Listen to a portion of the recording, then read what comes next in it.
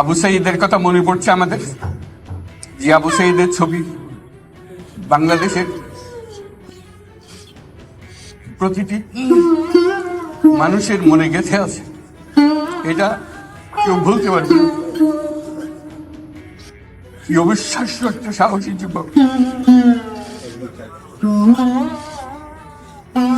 বন্দুকের সামনে দাঁড়িয়ে আছে, এবং তারপরে থেকে কোনো যুবক, কোনো যুবতী আর হার মানে না, সামনে গিয়ে আছে এবং বলছি যত গুলি মারো, মারতে পারো, আমরা আছি।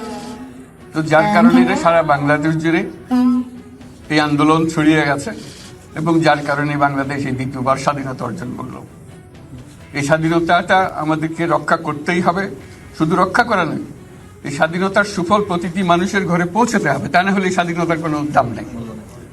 এই স্বাধীনতাটাকে পৌঁছানো হলে আমাদের শপথ, আমাদের যে প্রতিজ্ঞা, যে আমাদেরকে এটা করতে হবে, ঘরে ঘরে পৌঁছাতে হবে। মানুষ যেন জানে যে বাংলাদেশ স্বাধীন হওয়ার অর্থ হলো তার নিজের পরিবর্তন, ব্যক্তির পরিবর্তন, সুযোগের পরিবর্তন, তার ছেলে মেয়ের ভবিষ্যতের পরিবর্তন।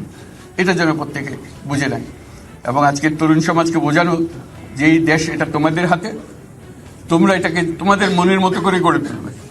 তোমরা যেভাবে স্বাধীন করতে পেরেছো, তোমরা এটাকে তোমাদের মনের মতো করে গড়তেও পারবে, এবং তোমাদের দেখে সারা দুনিয়া শিখবে কিভাবে একটা দেশ, একটা তরুণ সমাজ গ্রহণ করতে পারে এবং তাকে পাল্টে ফেলতে পারে।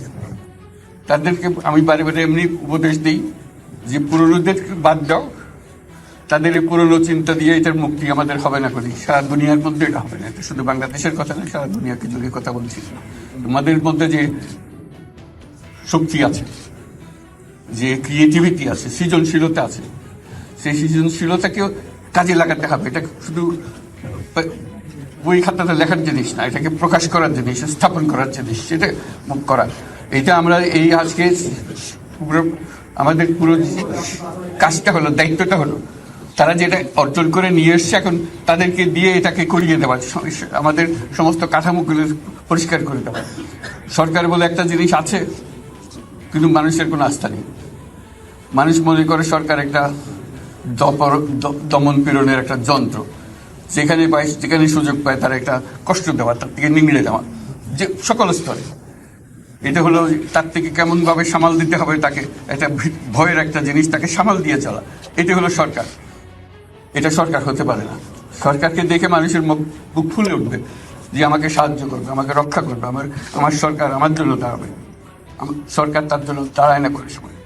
এই সরকার হবে, সেই সরকার মানুষকে রক্ষা করবে, মানুষের আস্থাভাজন হবে। কেউ জোর করে তাকে বলার ভালো হচ্ছে, সে নিজে নিজে বিশ্বাস করবে। সরকারি লোক দেখলে বলবে আমার লোক, আমাকে রক্ষা করার লোক। সেই আস্থাটা আমাদেরকে ফিরিয়ে আনতে হবে মানুষের মনে, তাহলে মানুষও যোগ দেবে এটাতে। মানুষ এখন পিছিয়ে থাকে যে কিসের মধ্যে আমাদেরকে ঢুকিয়ে দিচ্ছে। আমরা যেন জানতে পারি যে এইটা আমরা সবাই মিলে আমরা অগ্রসর হতে পারি। একটা বড়, সারা বাংলাদেশ একটা বড় পরিবার, এই পরিবার আমরা একসঙ্গে চলতে চাই, এবং আমাদের মধ্যে দ্বিধা দ্বন্দ্ব যা কিছু থেকে সরিয়ে ফেলতে চাই। যারা বিপথে গেছে তাদেরকে পথে আনতে চাই, যাতে করে একসঙ্গে আমরা কাজ করতে পারি। এর মধ্যে আমরা শুনলাম, আসার পথে শুনে আসছি যে এখানে আইন শৃঙ্খলার ব্যাঘাত হচ্ছে, মানুষকে আক্রমণ করছে, ঘরবাড়ি জ্বালিয়ে দিচ্ছে, সম্পদ জ্বালিয়ে নষ্ট করছে, চুরি করছে, দিয়ে যাচ্ছে, অফিস আদালতে আক্রমণ করছে, সংখ্যালঘুদের উপর আক্রমণ করছে, হিন্দু, বৌদ্ধ, খ্রিস্টান, আহমদিয়া সবার উপর আক্রমণ করছে। এগুলো হলো ষড়যন্ত্রের অংশ।